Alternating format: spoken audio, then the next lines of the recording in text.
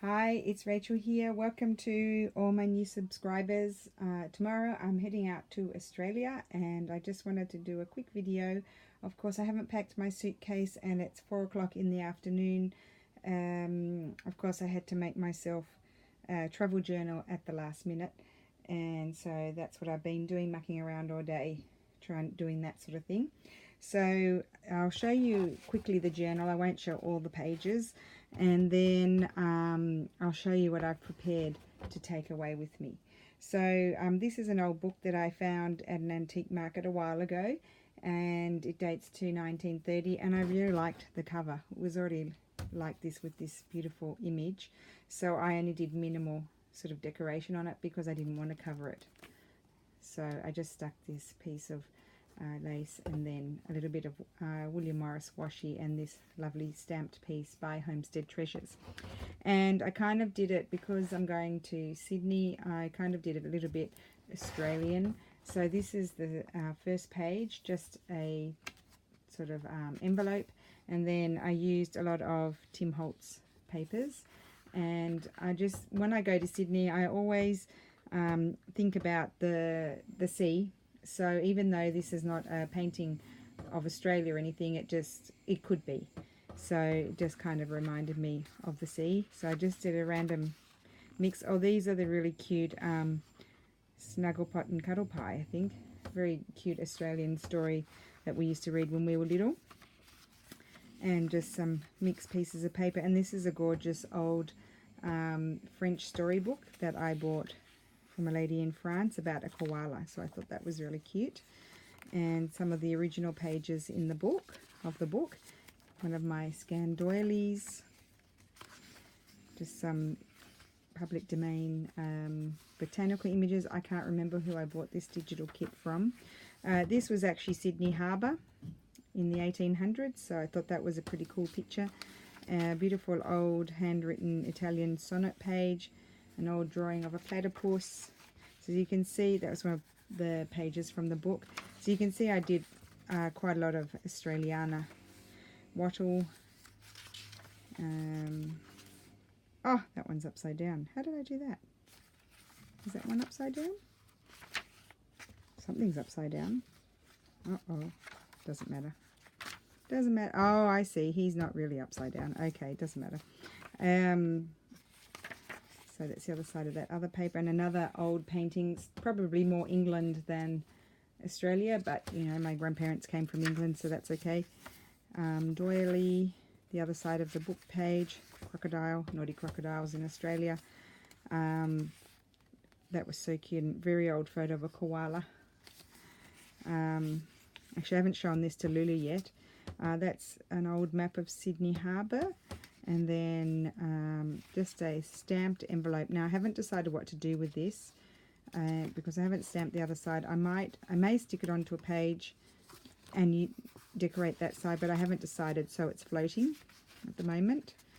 And then quickly, that's another painting or drawing of Australia. I haven't put too many pockets because I don't know. These are typical terrace houses in Sydney.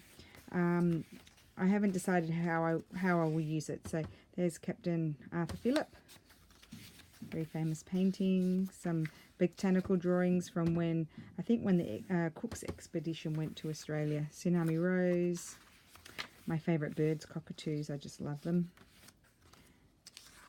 And then little koala. What else? Just some pretty roses. Cute drawing of a kangaroo. Let's see, just go quickly. I think looks like it's might be Double Bay or Rose Bay in Sydney. And then just some Australian botanical drawings, music paper. That's in Sydney.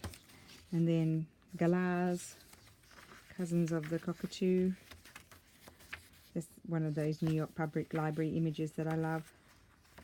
And then wallpaper, Tsunami Rose, a lady on the beach, because, you know, just Australia reminds me of the beach, even though I don't go to the beach that much. Some sea anemones. I think I put some coral in, a funny kangaroo. Snuggle Pot and Cuddle Pie, Edith Holden, some sea snails, Sydney. Oh, got a sore neck. That's what a house in Sydney somewhere. Not in Sydney, sorry, in Australia. Oh, this was something, one of the letters written in the 1768. Something about the voyage going to Australia. Some of the animals, typical, it's a typical Australian scene. Maybe when they were searching for gold or something, or pioneers going out into the countryside. Just a botanical image that I like. The rocks at the beach. Some seagrass or seaweed sort of thing. William Morris, have to put a bit of him in there. And that's about it. So it's fairly simple. One pocket here, because I want to be free to see how it evolves. And then I just prepared a couple of journaling cards. So just they're just done on high quality paper, and I glued on old book pages on the back and then stitched on some trim here and there so I can write on those. So I thought they'd be fun to use. So that's about it as far as my little journal goes. And then I'll show you what I'm going to take with me. I always take too much stuff, but I've got this folder, and I learnt this from Marianne Moss at Dispatch from LA of what she packs when she goes away. Now I am going to Sydney, so of course I could buy stuff there, and I probably will buy stuff there, but I thought I should take some of my things with me so that I'm more comfortable. So in here I just have all little strips of old book pages, new book pages, a couple of tags, quite a few tags there, and then just strips of all these lovely digital things that I've printed out, and some old scrapbooking bits. And I think that's really great to keep them in these little envelopes, and I learnt that from Marianne. So these are some of her tags that I got when her labels I should say, that I got when I did her course. And then I think here I've got some really pretty sticky notes that are nice to stick in, but I bought those on Etsy, can't remember where. So I like to keep things in little plastic envelopes so that way you can find them easily. So in here I think I've got some bigger pieces. I've got a couple of tags that I had left over from when I did the craft with me that I haven't done yet. Some beautiful yellowing old paper. Some of my scanned, that one didn't print very well, did it? Scanned postcards, an envelope, some of that reverse side of my postcards. These are some old letters that I have. I've just photocopied them actually. I need to scan those if anybody would be interested, but I'll have to do it when I come back. Can't do it now. Some of my doilies, just a few bits and pieces that I might like to use.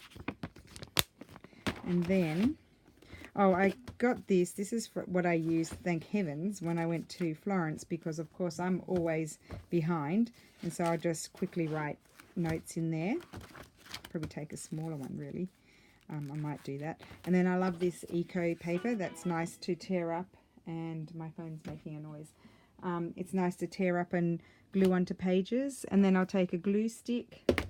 I'll take my roly-poly glue and just some double-sided tape. I think I'll take one that's fuller than that. And I don't want to be messing out buying that sort of stuff. And then in here, I've got all strips of scrapbooking paper that I might like to use, just random pieces here and there. That's really there from when I went to Florence, what I prepared. Sorry, it's really too close, isn't it? I'll go like that. So it's kind of mostly still there from when I went to Florence. And then I put some bigger letter scripty things because I like to tear those up and put them in the background. Of course, I've got some beautiful Florentine wrapping paper and my trusty fruit bag and a paper bag that I might like to rip up. And then I've just included some digi-kits that I had printed from Artie Mays, I think, and Tsunami Rose, that I really like those. So I thought I'd take those because I like to tear those up as well. I have put some originals in, and then I like to tear them. So that's pretty much what I'm going to take as far as my you know, journaling is concerned. I'll take I'll empty out, take a pencil case with my fountain pen and a few pencils and that sort of thing. And then now I have to prepare my sewing stuff, because we don't just take paper, do we? We take sewing things as well. And this will be going in my carry-on luggage, and I won't put any scissors in there, but I will be able to do things on the aeroplane if I feel like it. So, and one of the tips that Marianne gave, besides putting things in individual little things, whatever, decide what container you're going to put them in. She had a great clip plastic sort of container that was like this sort of size but square, I think it was. She said if it doesn't fit, you don't take it, it doesn't go, so you only take what fits. So this is going to be it for my journaling stuff. So hopefully I'll do something instead of being lazy.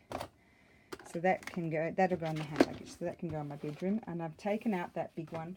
I think I might take this little notepad here. This is better for just jotting down daily things, so that if I get behind, I'll have it all written down.